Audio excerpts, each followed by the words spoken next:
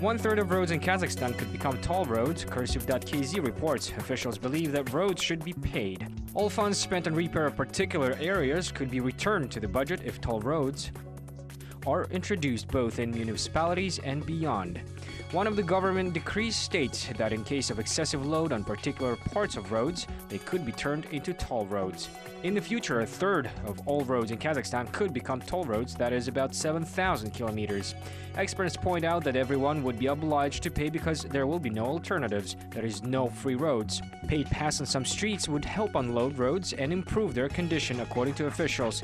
Experts also point out that in such cases, drivers must have alternatives or free itineraries to get to their destination, but this law doesn't stipulate the latter. Everyone would have to pay, however, lawyers are sure to keep calm as the transition is not easy. The deputy director of Kazakhstan Joly in the Almaty region, Konish Yeskendirov, reported of benefits of toll roads, implying that all the funds collected from the use of such roads will go on its maintenance.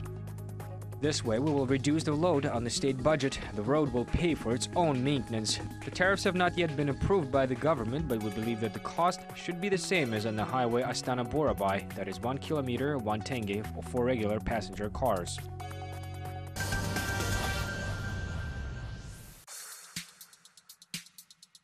About 500,000 tons of grain was purchased by Kazakh producers in Russia, All News reports, citing the Majlis member Rawan Shayakin at the Central Communications Service. The weakening Russian ruble was beneficial for raw materials such as grain, which was not subject to export duties until February, and it was purchased at a lower price. 500,000 tons of grain was purchased in Russia because of its high quality. Of course, sometimes things happen, and our producers cannot compete with low prices in Russia. According to another Majlis member, Tolegin Ibraev, domestic producers are feeling some pressure from the depreciation of the Russian ruble. Ibraev believes that producers of grain, dairy and poultry need government support. The country needs to limit import and increase export. We have to protect our domestic production, said Ibraev.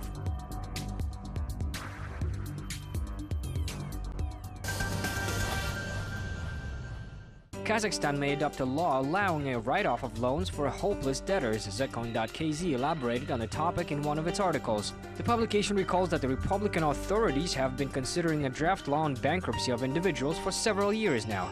It should help citizens not to get buried in debts. If the law is adopted, Kazakhstanis will be able to declare bankruptcy without losing their property or last resorts of means of living.